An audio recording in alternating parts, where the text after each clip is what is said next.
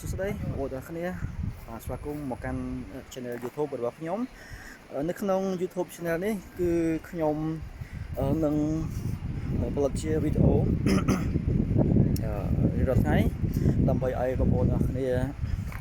បានមើលអំពីទស្សនវិជ្ជាជាក់ស្ដែងនៅលើភ្នំគិរីរម្យបងប្អូនខេត្តកំពង់ស្ពឺយើងដោយសារ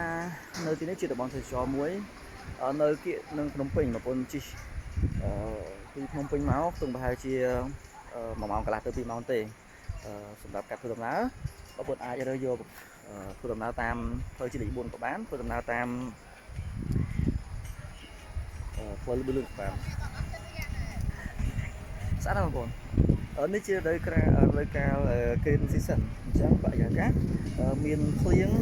រលឹមក៏មានអាប់ខ្យល់ចូលត្រជាក់នេះជាវីដេអូជាក់ស្ដែងបងប្អូនហើយយើងមានអាំងហើយដល់សុទ្ធទៅរេបើសិនជាបងប្អូនបានឃើញវីដេអូខ្ញុំសូមជួយចុច subscribe មួយផងដើម្បីទទួលបានព័ត៌មានវីដេអូថ្មីហើយខ្ញុំនឹងទម្លាក់វីដេអូជារៀងរាល់ថ្ងៃបងប្អូន channel នេះគឺខ្ញុំផ្ដោតទៅលើការ walk tour នៅលើភ្នំខ្ញុំនឹងបង្ហាញបងប្អូនគ្នាអំពីទីតាំងថានៅលើភ្នំគិរីរម្យយើងមានតំបន់កំសាន្តប្រមាណកន្លែងមានបន្ទប់គេងប្រភេទណាអញ្ចឹងវាជាផលប្រយោជន៍ទៅបងប្អូនទាំងគ្នាបើសិនជាបងប្អូនទាំងគ្នាមានគម្រោងថាថ្ងៃណាមួយចង់នាំគ្រួសារមកលេងលើនេះគឺនឹងស្គាល់យល់ដឹងខ្លះអំពីការស្នាក់នៅលើភ្នំទាំងគ្នាបងប្អូន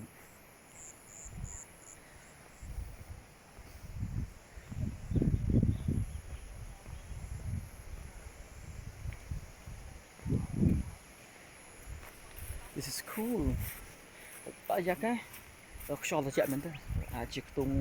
18ទៅ20អង្សាដោយសារនៅទីនេះគឺជាសមុទ្រព្រៃជាអាប់ទៅក្នុងអាប់តលបង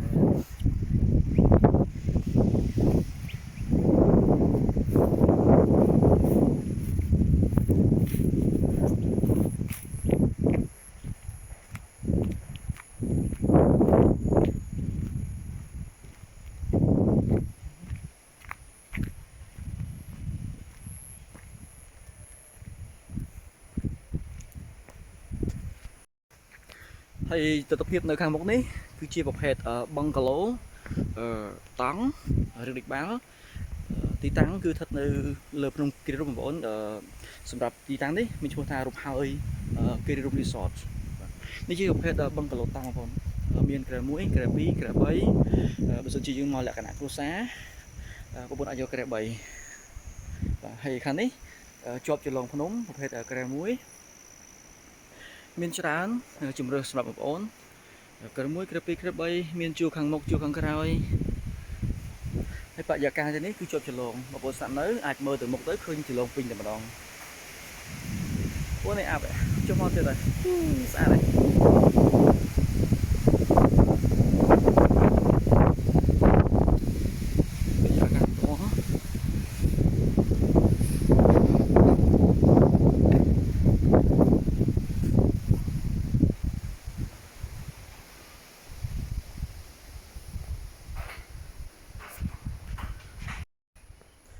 កុំភ្លេចចុច subscribe channel របស់ខ្ញុំផង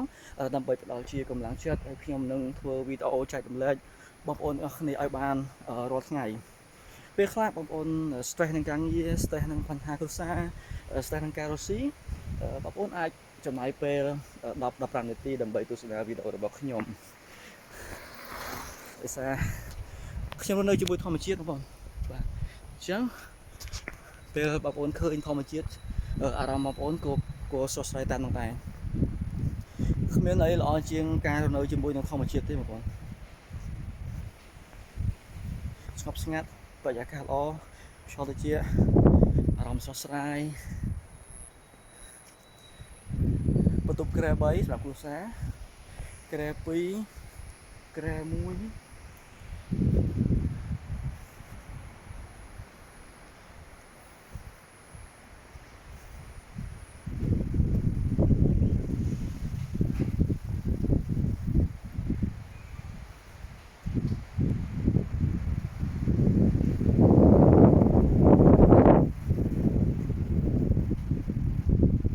ខាងនេះខាងជួរភ្នំបើសិនជាចង់បានកន្លែងស្អាតបងប្អូនមើលជួរចលងមកយើងយក Mountain View ដោយសារ Mountain View នៅពេលបងប្អូនបើកទាំងនោះឃើញចលងផ្ទាល់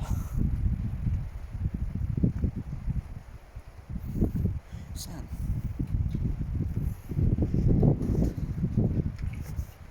អរគុណបងប្អូនអរគ្នាសម្រាប់ចំណាយពេលដើម្បីមើលវីដេអូរបស់ខ្ញុំហើយខ្ញុំសង្ឃឹមថាបរិយាកាសនេះនឹងធ្វើឲ្យបងប្អូនអរគ្នាមានអារម្មណ៍ធូរស្បើយបន្តិច